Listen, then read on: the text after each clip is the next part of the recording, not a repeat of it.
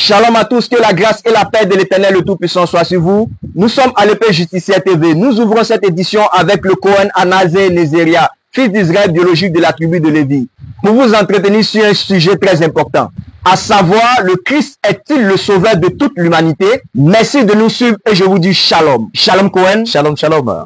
Comment allez-vous? Par la grâce du Père, je me porte bien. Et la famille? Tout le monde se porte bien. Alors, bienvenue sur notre plateau.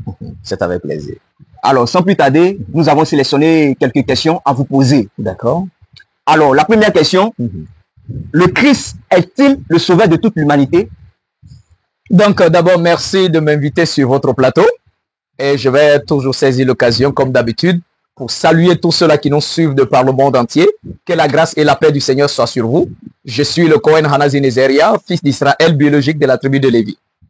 Alors, pour revenir à la question de savoir, est-ce que le Christ est-il le sauveur de toute l'humanité? La réponse est tout naturellement simple, non.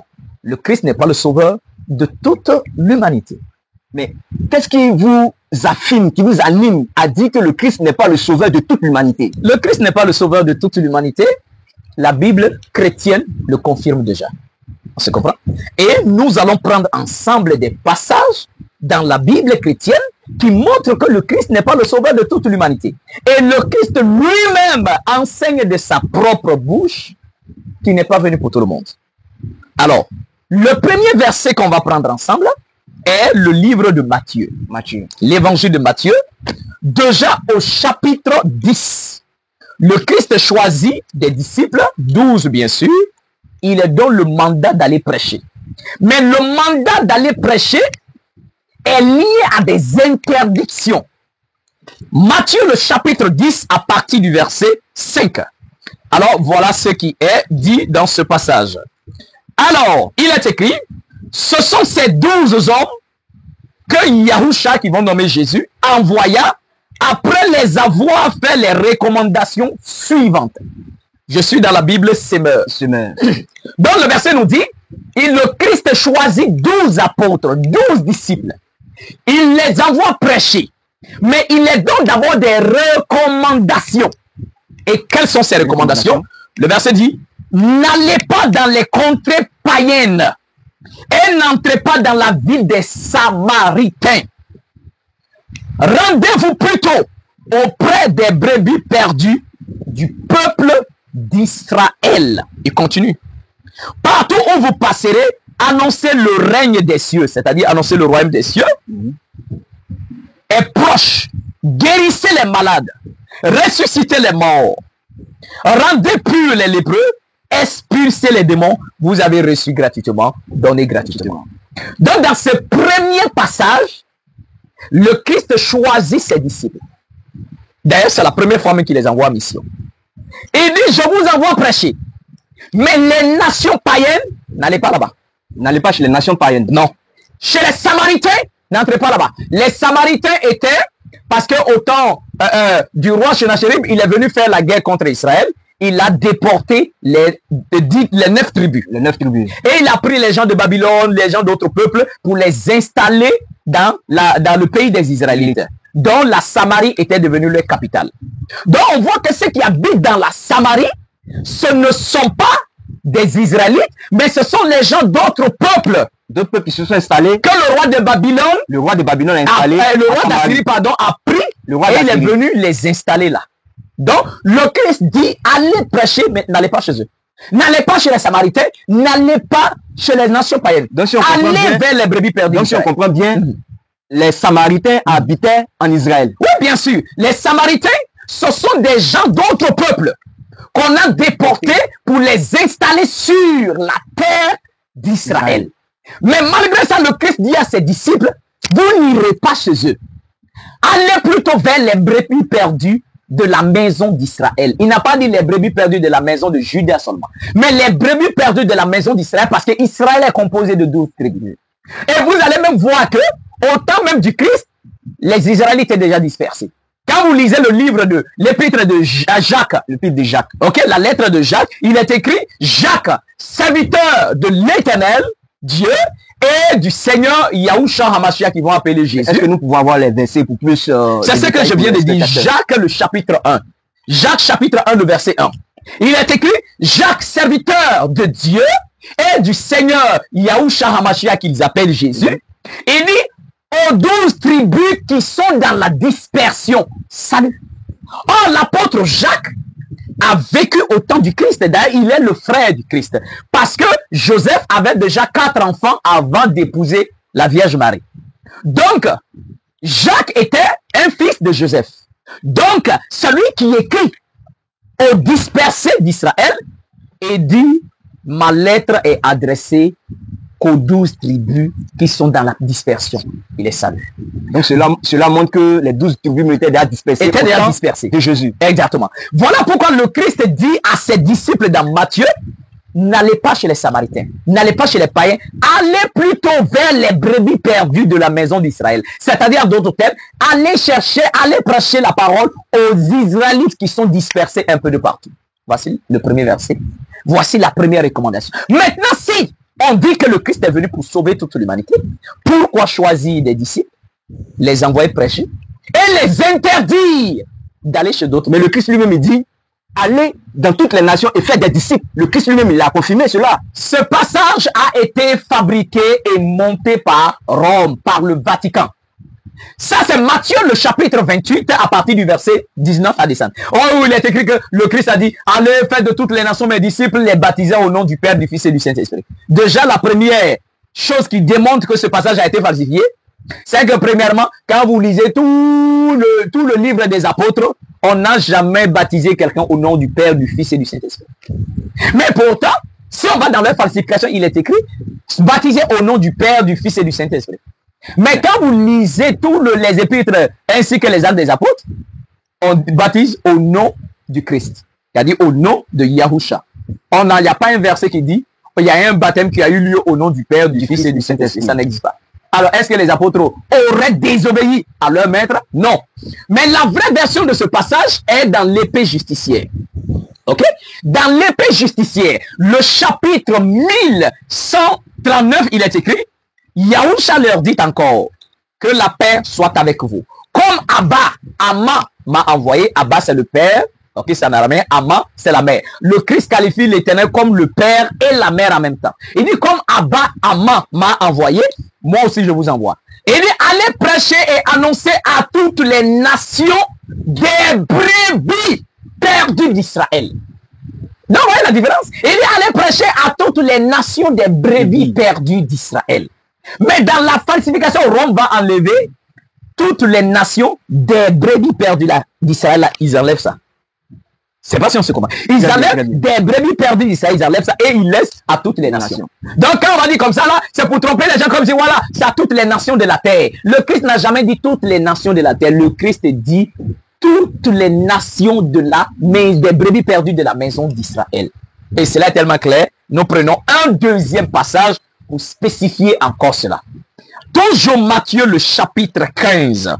Matthieu le chapitre 15. Et si nous descendons à partir du verset 21.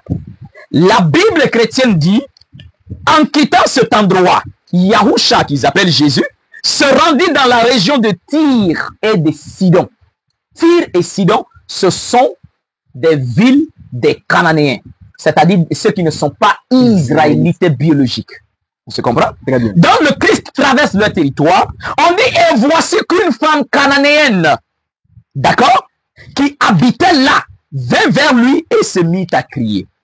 Seigneur, fils de David, aie pitié de moi, ma fille est sous l'emprise du démon, qui la tourmente cruellement. Mais Yahushua ne lui répondit pas un mot. Ça, c'est d'abord la première des choses. Donc la parole nous dit que la femme vient dire au Seigneur, s'il te plaît, ma fille est tourmentée par le démon, accorde-moi la délivrance, sauve ma fille, délivre ma fille. La parole dit même un mot. Le Christ ne lui a pas dit. Mais je vous pose une question. Supposons que vous venez me demander de l'aide. Je ne vous dis pas non, je ne vous dis pas oui. Même un mot, je ne vous dis pas, je vous tourne le dos pour partir. Comment est-ce que vous allez qualifier ça? Je vais qualifier ça d'un manque de respect. Manque de respect, foutage. Exactement. Si tu ne veux pas, tu me dis tu ne veux pas, mais je te parle pas et puis tu t'en vas. Ok? Donc le Christ ne lui répondit pas un mot. Ça, c'est ce que la parole dit. Maintenant, il est écrit, les disciples même s'approchent du Christ pour dire renvoie-la, qu'elle cesse de crier derrière nous. Faut la renvoyer. Et la parole dit, quand les apôtres ont dit ça, parce qu'elle crie, elle est en train de parler en criant, et le verset dit, ce à quoi le Christ répond, ma mission se limite aux brebis perdues du peuple d'Israël. Ça, c'est la Bible Semeur. Dans la version Louis II, il vient être écrit, je n'ai été envoyé qu'aux brebis perdues de la maison d'Israël. Je n'ai été envoyé qu'aux, en d'autres termes, uniquement aux brebis perdues de la maison d'Israël. Mais la version Bible Semeur dit très clairement, ma mission se limite aux brebis perdues du peuple d'Israël. Celui-là même, le Christ vous dit de sa propre bouche. C'est pas moi qui ai écrit ça. Hein? Exactement. De sa propre bouche dit, ma mission là, ça se limite aux brebis perdues d'Israël. Point barre. Ça veut dire, je ne suis pas venu pour vous. Je suis venu pour les brebis perdues d'Israël. C'est écrit.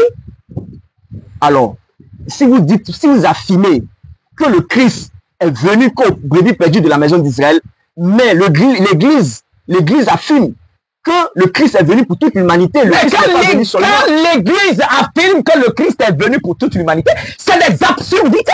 À qui il faut écouter? Le Christ ou bien l'Église? C'est falsificateur, là. Mais aujourd'hui, c'est l'Église qu'on écoute. Oh, mais vu que la est répandue partout. Mais justement, ils ne sont pas en train de suivre l'Éternel, ni le véritable Christ, parce que le Tout-Puissant a prévu son plan. On va continuer à lire dans le verset. Hein. Le Seigneur a donné le repas à chaque peuple, en son temps bien précis. Donc, la mission du Christ, le message du Christ, lui-même, il dit que ça se limite aux Israélites. Est-ce que c'est moi qui ai écrit ça? C'est moi qui ai écrit. C'est écrit. Je n'ai été envoyé qu'aux brebis perdues de la maison d'Israël. Où ma mission se limite qu'aux brebis perdues d'Israël. Mais regardez, je vais vous choquer. La femme, le verset dit, la femme vint se prosterner devant lui en disant, Seigneur, secours, viens à mon secours. Il lui répondit, il ne serait pas juste, c'est pas juste de prendre le pain des enfants de la maison pour le jeter aux petits chiens. Chiens! Le Christ dit, ce n'est pas bon, c'est pas juste, ça serait injuste de prendre la nourriture des enfants. C'est-à-dire, c'est injuste de prendre ce qui est réservé aux Israélites pour les donner aux petits chiens. La question commence à se poser. Qui sont les enfants? Exactement, c'est cette même question que je voulais vous poser. Qui sont les enfants? Les enfants, le Christ a dit que ma mission se limite aux brebis perdues des enfants d'Israël. Donc les enfants, c'est Israël. Alors qui sont les chiens? C'est les autres nations. C'est les autres nations. Les autres peuples. Le Christ traite de chiens. Mais bien sûr. Alors, à cause de leur façon de vivre le combat, le Christ dit, il n'est pas bon de prendre. Donc quand on dit il n'est pas bon, là, ça veut dire quoi? Le pasteur s'arrête là, il crie, Alléluia, Jésus est bon, crois en Jésus, tu seras sauvé. Lui-même, il te dit, il n'est pas bon, mon ami, de prendre mon message pour donner aux autres. À d'autres personnes. C'est pas bon. Il dit, il n'est pas bon, il n'est pas juste, c'est pas correct. C'est pas normal. Donc il n'est pas bon, c'est ce que ça veut dire, de ne pas donner son message aux d'autres nations. C'est ça qu'il dit. Il dit, il n'est pas bon, il n'est pas correct, il n'est pas juste de prendre le pain des enfants pour les jeter aux petits chiens. Il dit, c'est pas bon. C'est pas bon de donner mon message à d'autres personnes. Voilà pourquoi il appelle ses disciples. Il dit, n'allez pas chez les païens, n'allez pas chez les samaritains. Ici, il n'est pas bon. Mais aujourd'hui, comment ça se retrouve qu'aujourd'hui, le message du Christ est prêché partout, puisque le Christ lui-même a dénoncé qu'il n'est pas bon de donner la nourriture aux petits chiens. Mais aujourd'hui, le message est répandu partout dans le monde entier. Ça, c'était le plan, une fois de plus encore, de l'Occident. L'Occident. OK? Parce que l'Occident, surtout, sachant et comprenant bien sûr, notamment que l'Afrique est un peuple spirituel, que si l'Afrique est dans la voie et suivent leur sauveur, leur messager que le Seigneur les envoie avec leur nourriture. Parce que chaque peuple a eu sa nourriture spécifique. Exactement. Israël a eu sa nourriture. L'Afrique aussi a eu sa nourriture. Donc on ne prend pas la nourriture de tel peuple pour donner à l'autre peuple. Ça ne concorde pas, ça ne marche pas. Quand vous voulez parler de nourriture, il s'agit de quelle nourriture? Si deux personnes ne comprennent pas la nourriture. Le Christ dit, par Satan vient tenter le Christ.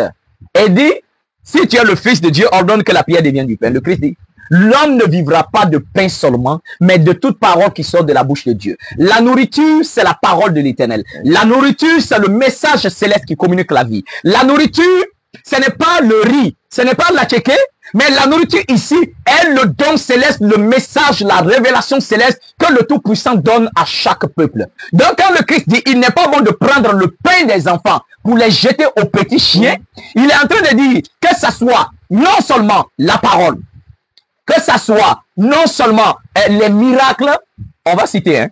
Nous partons rapidement dans le livre de Romains pour voir la nourriture qui est pour Israël et qu'il n'est pas bon de donner aux autres nations. C'est quoi au juste? Ok. Alors, si je prends avec vous Romains le chapitre 3, non, Romains le chapitre 9. Romains le chapitre 9.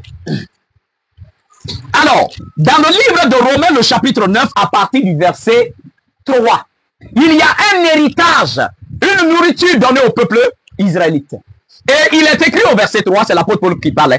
Il dit, je demande à Dieu d'être maudit et séparé du Christ pour le bien de mes frères, ceux qui sont nés du même peuple que moi. C'est l'apôtre Paul qui parle. Il dit, lui, il voudrait être maudit, séparé du Christ, afin que son peuple, ses frères, soient également sauvés. Donc, l'apôtre dit, il voudrait lui-même être maudit, séparé du Christ, pour que ses frères biologiques israélites soient sauvés. Parce que lui, il a dit qu'il est israélite de la tribu de Benjamin. Maintenant, l'apôtre Paul dit, ce sont les Israélites à ceux-là. C'est à eux qu'appartiennent. C'est à eux qu'appartiennent. C'est à eux qu'appartiennent. Appartenir.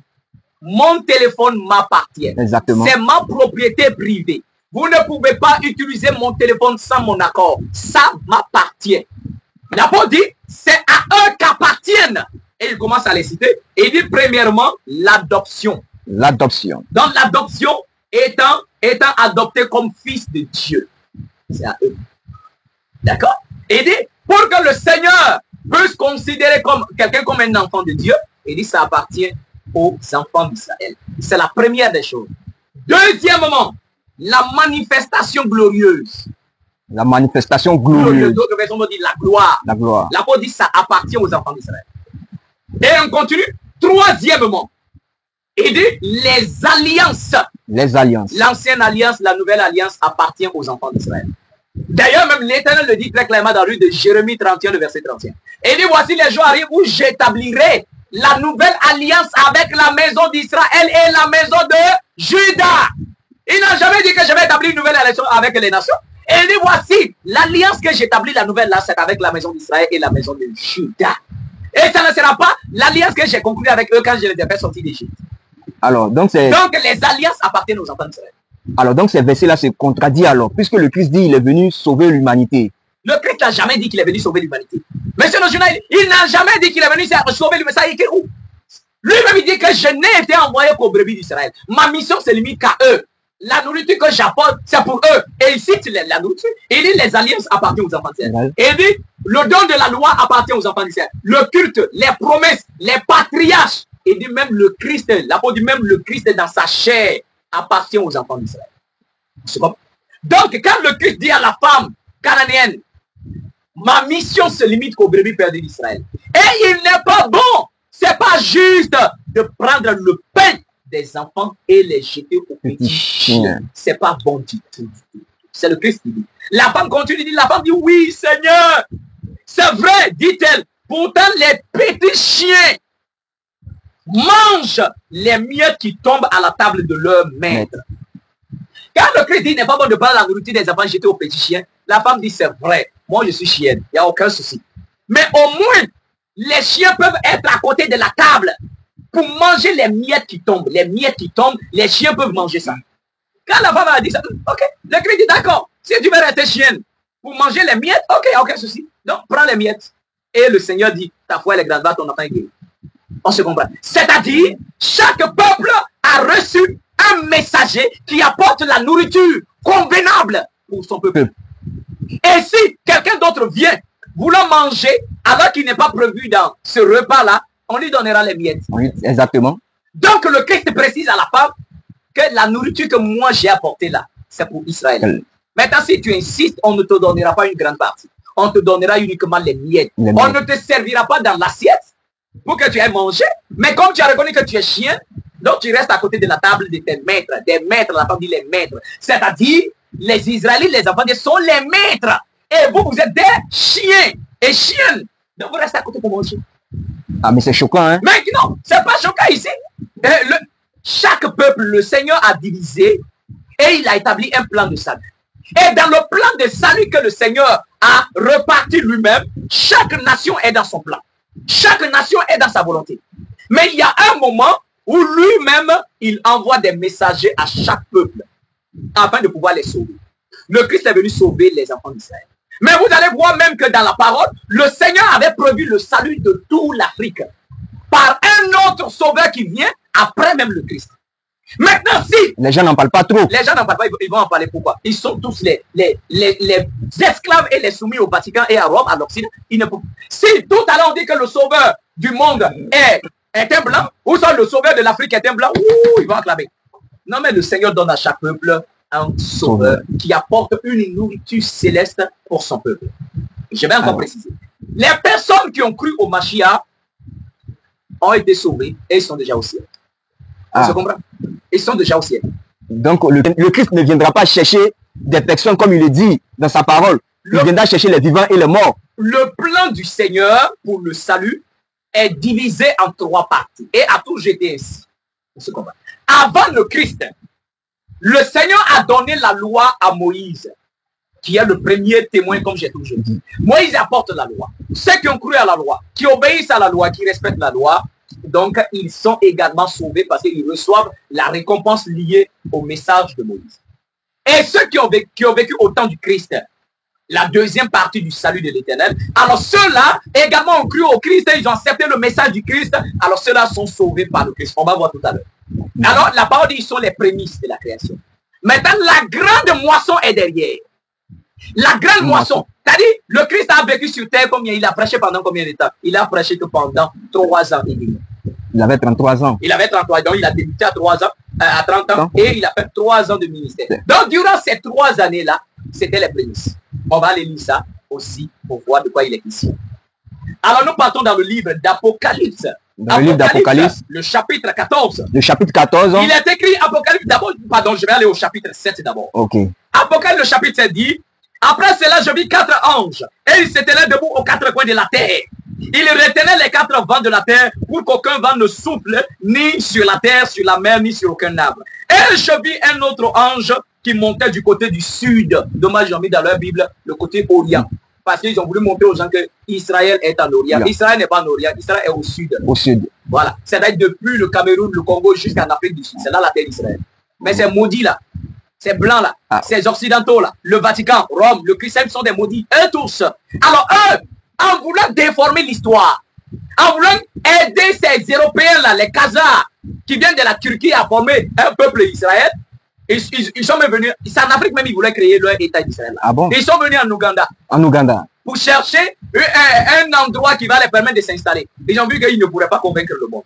Et ils ont décidé d'aller faire ça à Madagascar. Et ils ont vu que non, c'était une île. S'ils s'installent là-bas, le jour où il y a l'ennemi qui se lève contre eux, ils ne pourront pas se sauver. Et c'est comme ça, les Américains vont les aider à prendre le territoire des Palestiniens. Ce territoire qu'on va appeler Palestine aujourd'hui, où ils sont en train de se battre là-bas.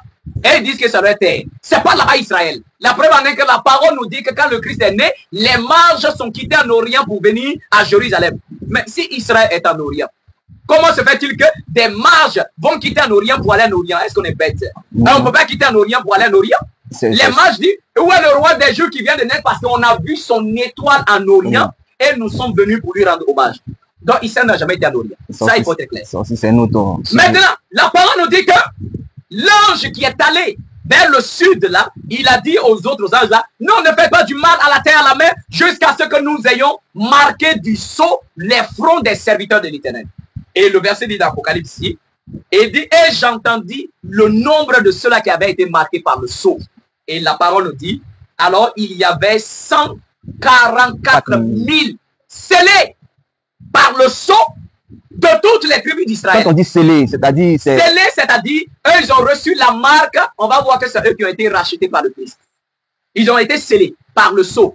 144 000. 12 000 par tribu d'Israël. Alors ma question, si vraiment le Christ est venu sauver toutes les nations, pourquoi on n'a pas scellé tout le monde? C'est ça même. Il y avait d'autres peuples qui n'étaient pas israélites mais qui vivaient là-bas. Pourquoi on ne les a pas marqués du sceau?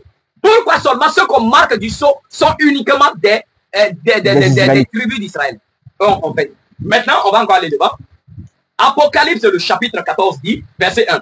Alors, je vis l'agneau qui se tenait debout sur le mont Sion, avec lui les 144 000 qui portent son nom et le nom de son Père inscrit sur leur front. Donc, dans Apocalypse 7, on a dit qu'ils ont été marqués du sceau sur leur front. C'est ça. Mais la marque dans Apocalypse 7, on va dire, mais la marque c'est quoi? On va commencer à chercher. Le chapitre 14 dit, la marque qui était sur leur front, c'était le nom du Christ et le nom du Père éternel. C'était ça la marque qu'on a mis sur leur front. Donc les 12 tribus d'Israël ont été scellées, marquées par le nom de l'Éternel et par le nom du Christ sur leur front. Les autres peuples, ils n'ont pas reçu le nom. Ils n'ont pas reçu la marque. Parce que quand le Seigneur envoie un messager pour sauver, il envoie également des anges pour marquer ceux qui vont croire en lui et croire en son message. Voilà. Maintenant, le verset dit, ceux-là qui ont été marqués, on dit ils étaient là-bas en train de chanter et personne ne pouvait chanter si ce n'est que les 144 000 qui ont été rachetés de toute la terre. Le verset dit, c'est eux qui ont été rachetés de toute la terre. 144 000. Donc le Christ a racheté, sauvé, racheté 144 000. Mais le verset va continuer. Le verset dit maintenant, le verset 4 nous dit, eux, ce sont eux qui ne se sont pas souillés avec les femmes quand ils sont vierges, avec certains langages spirituels. On dit, ils ne se sont pas prostitués avec d'autres dieux. D'accord? Ils sont restés fidèles au Dieu d'Israël. Maintenant, le verset dit, alors, ils ont été rachetés d'entre les hommes. Mais la question, pourquoi le Christ vient sur terre uniquement racheter 144 000? Pourtant, il y a beaucoup de personnes. Pourquoi il n'a pas sauvé au-delà de ça? Pourquoi il n'a pas sauvé 5 millions ou bien quoi? Mais 144 000. C'est un chiffre précis. Un chiffre précis. Et le verset dit, c'est eux qui sont les prémices. C'est-à-dire les premiers. Les premiers sauvés. Les prémices. Quand on parle de prémices, quand tu as fait un champ de riz, le champ de riz ne mûrit pas un coup. Les épis ne vont pas mûrir tous ensemble. Au début, il y a d'abord les prémices qui mûrissent d'abord. Il y a peut-être quelques épis qui mûrissent d'abord.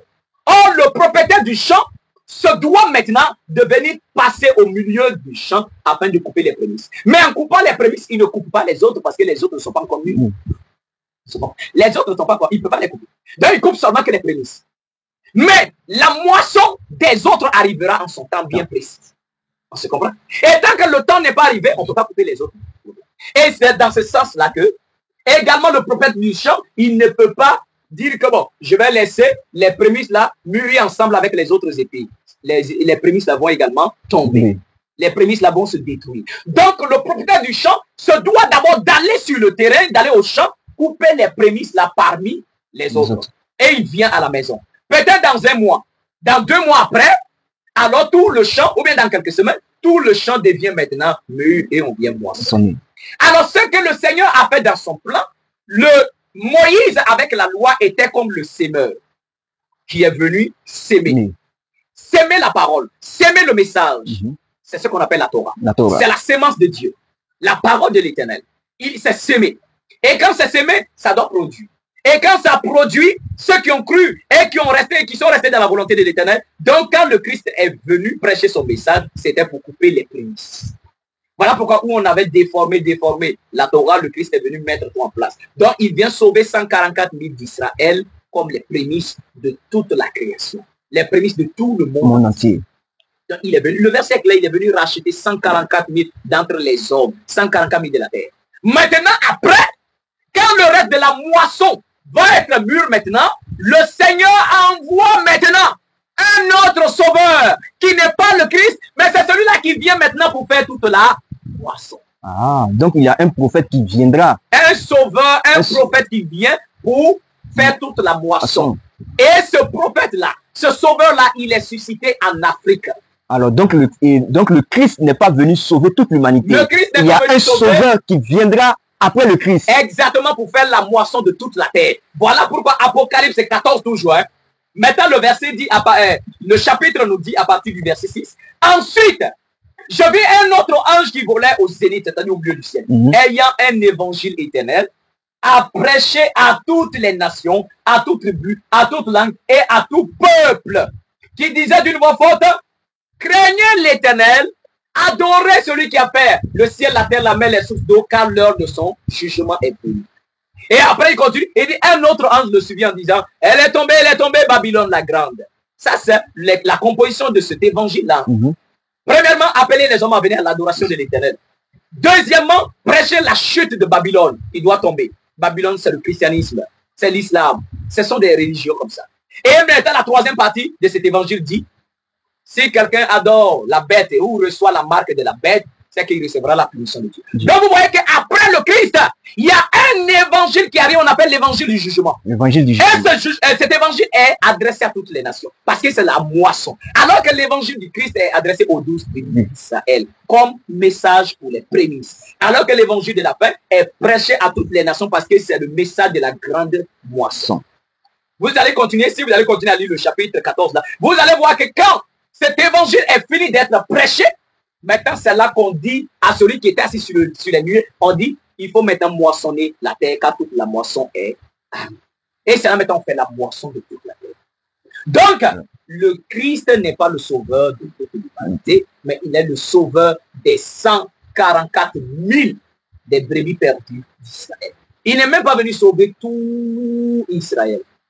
Il est venu sauver une partie d'Israël. 144 000. Et Romains le chapitre 11 va dire que une partie d'Israël est tombée dans l'endurcissement. Mais qu'il y a seulement qu'une partie qui a cru. Ce sont les 144 000. Mais le reste là, ils sont tombés dans l'endurcissement. Mais l'apôtre Paul va même dire que c'est un mystère. C'est un mystère. Et l'apôtre Paul va dire maintenant dans Romains que c'est quand la prophétie du sauveur qui arrive à la fin, c'est quand lui il vient, non seulement il vient rassembler les fils de Misraïm, il vient rassembler les Assyriens et Israël, c'est-à-dire le reste d'Israël qui n'avait pas été sauvé par le Christ. Maintenant, le reste d'Israël vont se joindre aux fils de Misraïm et aux Assyriens pour former désormais un peuple sous la conduite du sauveur qui vient. Et l'apôtre Paul va prendre la prophétie d'Ésaïe, le chapitre 19, pour ramener. Ça, c'est après la mort du Christ. L'apôtre Paul réitère la prophétie qu'après le Christ, un sauveur vient pour sauver non seulement le reste d'Israël qui n'avait pas cru, qui était tombé dans l'endurcissement, mais aussi sauver toutes les nations maintenant. C'est-à-dire tous les autres peuples qui doivent entrer dans la bergerie. Mais au temps du Christ, pas tout le monde. Uniquement les 144 000. Mais quand le sauveur suscité par l'Éternel vient pour la grande moisson, c'est ça qu'on appelle le sauveur de la moisson. Le Christ est le sauveur des prémices. Alors que le dernier est le sauveur de la moisson. Quand lui il arrive, c'est là que maintenant toute la moisson doit être moisson. Alors si on va dire, mais qui est le sauveur de l'humanité? Exactement, c'était ma question. Le sauveur de l'humanité est le troisième témoin. Le troisième témoin. Le sauveur de l'humanité est celui qui vient après le Christ afin de rassembler toutes les nations. Je vous pose une question. Dans la prophétie où le sauveur de l'humanité est annoncé, où un sauveur vient pour unifier plusieurs peuples, la prophétie est dans Ésaïe 19. Ésaïe 19. Je lis avec vous. Ésaïe, le chapitre 10. Et nous allons maintenant comparer à ce que le Christ a dit. Exactement. Nous voulons savoir aussi qui est ce sauveur-là. D'accord. Alors, si nous prenons Ésaïe, le chapitre 19, à partir du verset 19. Écoutez bien ce que la parole. Ésaïe 19. Le verset 19. Il est écrit et dit, en ce jour-là, il y aura un autel à l'Éternel dans le pays de Misraïm, la plupart des versions corrompues, mais Égypte. Dans le pays de Misraïm, une grande partie de la peuple. Et un stèle sera en honneur du Seigneur sur sa frontière. Ils serviront de signes et de témoins pour l'Éternel, c'est-à-dire l'autel et puis la stèle vont être des signes et des témoins pour l'Éternel. Maintenant, le verset continue à dire, le Seigneur des armées célestes dans le pays de l'Égypte, et quand les Misraémites crieront à l'Éternel à cause de leurs oppresseurs, il leur enverra un libérateur. Il leur enverra un sauveur. Le verset dit, qui prendra leur parti, c'est-à-dire qui les défendra et les délivrera. Dans le passage ici, la prophétie dit, quand le moment arrivera, pour que les autres nations entrent dans le plan du salut de l'Éternel, je prends un exemple, c'est comme si il y a 5 enfants qui sont là. Tu veux servir les 5 enfants chacun dans son assiette. Le premier plat, tu donnes au premier. Les autres doivent attendre. Exactement. Tu finis, tu sers le deuxième plat, tu donnes au deuxième. S'ils sont 5, le cinquième là doit attendre. Même s'il a faim, il doit attendre. C'est ça. On se comprend? À moins que tu décides de les laisser eux tous, de servir les 5 plats et de demander à chacun de venir chercher pour lui. Mais si tu dois servir pour donner à chacun un à un, tu commences par le premier, le dernier là, il n'a qu'à attendre, ça va arriver chez lui. Donc la parole nous dit, l'Éternel précise à quel moment Israël, ainsi que toutes les autres nations vont être sauvées. Le verset dit ici, un autel sera bâti à l'Éternel dans le pays de Misraïm. Ce qui n'a jamais eu lieu depuis que le temps existe. Depuis que Israël existe comme nation, le Seigneur n'a jamais permis qu'il y ait des autels, un sanctuaire en son nom, en dehors de Jérusalem. C'est tout à Jérusalem que le temple est. Et en plus que l'autel est bâti. Mais ici, la prophétie précise que c'est désormais dans le pays de Misraïm que l'autel sera bâti à l'Éternel. Mais vu que le christianisme aujourd'hui rejette l'Ancien Testament, entend cette prophétie-là sort de l'Ancien Testament. Mais le problème, c'est que si eux, ils rejettent cette prophétie de l'Ancien Testament, c'est qu'ils sont bêtes. Ah, mais c'est trop, ils sont bêtes parce que même celui qu'ils appellent l'apôtre Paul là, l'apôtre Paul enseigne dans le livre de Romains, en venant prendre bien sûr ce passage-là, pour démontrer que la prophétie là n'est pas encore accomplie, que ça va s'accomplir. Mais terminons d'abord pour aller voir ce que l'apôtre Paul dit. Maintenant, le verset dit, en ce jour-là, quand l'autel va être bâti, et que les Misraémites vont crier à l'Éternel, et que l'Éternel les enverra un sauveur, un libérateur pour les sauver, pour les défendre et les délivrer. Maintenant, le verset dit, en ce moment, les Misraémites, les Assyriens qui sont les Africains, le verset dit, ils se convertiront à l'Éternel.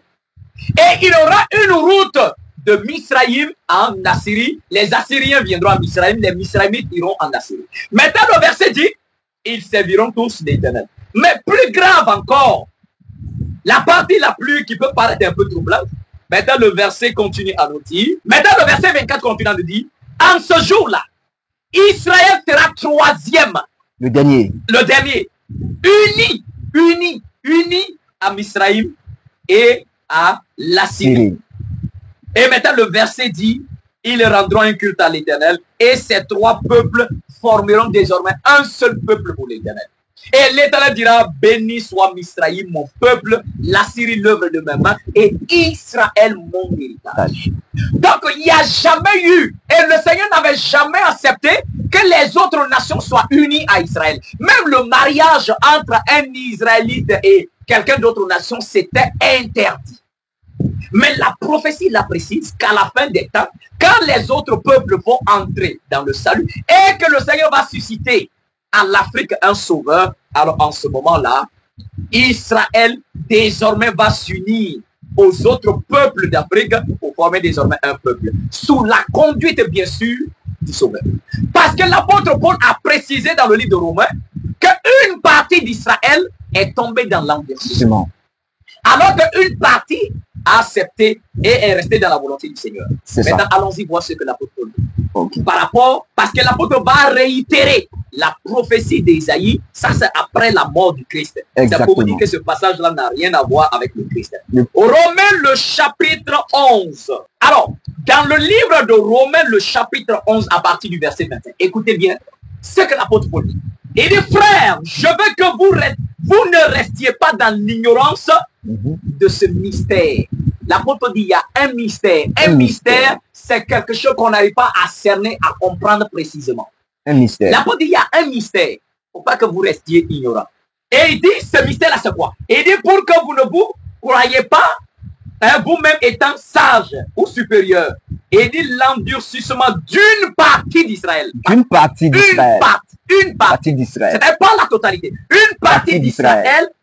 Et dit, cela est arrivé et cela durera jusqu'à ce que l'assemblée des païens soit entrée. C'est-à-dire jusqu'à ce que les autres peuples là entrent dans le plan du Seigneur. Donc, c'est-à-dire il y a des autres peuples qui doivent être sauvés. Donc le Seigneur commence le chantier avec Israël. Il met stop au chantier et il va entamer autre chantier. Et dit, quand je finis là, après je viens terminer par Israël. Et maintenant il dit, en ce jour-là, il dit jusqu'à ce que la totalité des païens soit entrée. Et maintenant l'apôtre dit, ainsi maintenant s'accomplira ce qui a été écrit. Et dit, tout Israël maintenant, le reste, ceux qui n'avaient pas cru là, ceux qui sont tombés dans l'endurcissement, eux maintenant seront sauvés. L'apôtre dit, car il est écrit. Car il est écrit. Car il est écrit. C'est-à-dire, il va maintenant aller chercher la prophétie qui parle du salut des autres. Et les cas, il est écrit, de Sion viendra le libérateur. De Sion viendra un libérateur. Bien sûr. Il éloignera de Jacob la désobéissance et voici en quoi consiste mon alliance avec eux quand j'enlèverai le péché. L'apôtre Paul dit une partie d'Israël tombe dans l'endurcissement, une partie. Il dit même c'est un mystère. C'est un mystère. Oui, c'est un mystère. Et il dit cela doit durer jusqu'à ce que le temps pour le salut des autres nations là puisse arriver. Quand les autres nations vont entrer dans la volonté du Seigneur, dans le plan du Seigneur, maintenant Israël vient fermer, vient clôturer. Et c'est ce que Ésaïe dit précisément. Ésaïe qu'on vient de lire là, hein? Ésaïe le chapitre 19 qu'on vient de lire, parce que c'est ce même passage que l'apôtre Paul a pris. Là, le verset dit à la fin, il dit, en ce jour-là,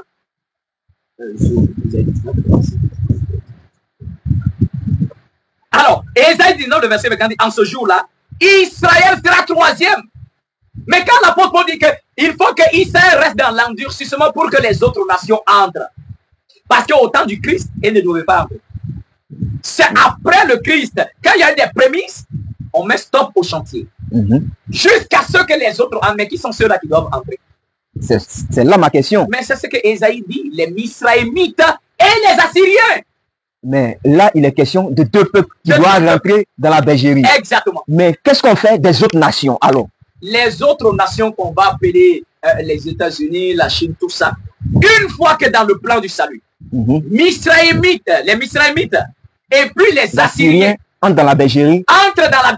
Et puis Israël vient clôturer. Israël vient s'unir à ces deux peuples-là pour former désormais un peuple. Maintenant, le verset 24 dit, alors, ça sera pour la terre entière une bénédiction. Ah. Ça, c'est la Bible. Là, ça devient une bénédiction pour d'autres nations. À travers maintenant ces trois peuples unifiés, à travers le Sauveur qui vient après le Christ, alors quand ces trois peuples sont mis ensemble et unifiés, alors leur unité sera maintenant le salut pour l'humanité. Le verset dit, ils seront désormais une bénédiction pour toute la terre entière. Donc, prophète, donc ce sauveur qui vient là, à vous entendre parler, ce sauveur là aussi vient seulement unifier ces deux peuples-là, plus Israël, ils seront une seule nation. Oui, la mission de ce prophète-là, de ce sauveur précisément, c'est comme je venais de le dire, une partie d'Israël a été mise à l'écart. À part. Donc, quand ce sauveur arrive, il cherche, selon la volonté du Seigneur, à unifier les deux peuples ensemble, Misraïm et puis Assyrie. Maintenant, les restes d'Israël qui avaient été mis à part, eux maintenant viennent se joindre à eux pour que ces trois peuples soient désormais un seul peuple sur terre, sous la conduite de ce prophète-là, de ce sauveur-là. Voilà. Maintenant, une fois que les trois peuples sont unifiés, à travers leur adoration, à travers leur service, à travers le culte qui rend à l'Éternel, le salut devient accessible à toutes les nations de la terre, dans tous les recoins, tous les petits coins, les recoins. Wow, elle est puissante cette prophétie. Elle est puissante la prophétie. Donc regardez le processus du salut de l'Éternel. D'abord Israël, comme prémisse. Exactement. À qui donne la loi d'abord. La loi d'abord. Jusqu'à ce que le Christ vient sauver 144 000 comme les prémices, il les amène au ciel. Et puis le Seigneur attend la moisson. La moisson, c'est ça. Le Seigneur attend patiemment la moisson. Et quand le temps de la moisson arrive, il envoie le sauveur qui vient après le Christ pour unifier toute l'Afrique, parce que les trois peuples c'est le peuple d'Afrique. C'est le peuple d'Afrique. Misraïm, Assyrie et puis Israël. Les trois peuples là se trouvent en Afrique. En fait, ici, c'est la totalité du continent africain.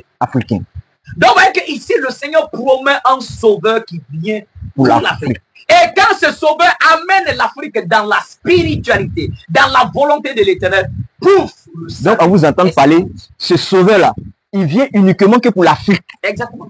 Lorsque la mission va être accomplie, c'est là maintenant la bénédiction viendra pour d'autres nations. Exactement. Quand il vient pour l'Afrique, dans l'un de mes enseignements, j'ai toujours dit, l'Afrique, le berceau du salut mondial. Exactement. L'Afrique est le berceau du salut mondial. Pour que le salut soit accessible aux Français, aux Européens, aux Indiens, aux Chinois, quels que soient les endroits de la terre, ça débute en Afrique. Quand le Sauveur arrive en Afrique, il commence à prêcher son message et que l'Afrique est unifiée et conduite à travers ce Sauveur qui vient, à travers tous ceux qui accepteront la parole de l'Éternel. Donc, à travers ce moment-là, l'Afrique devient une bénédiction pour la terre entière. Le salut devient accessible. Mais pour le moment, c'est l'Afrique. L'Afrique. Maintenant, le message étant prêché, ça va dans le monde entier. Mais c'est ici ça commence. Voilà pourquoi ce Sauveur ne tombe pas en Inde, il ne se lève pas en Occident, mais c'est en Afrique qu'il doit se lever. Parce que c'est ce qu'il fait. Alors voilà un peu de quoi il est. Alors, chers téléspectateurs, nous sommes à la fin de notre entretien. Nous vous donnons rendez-vous pour une prochaine fois et nous disons shalom.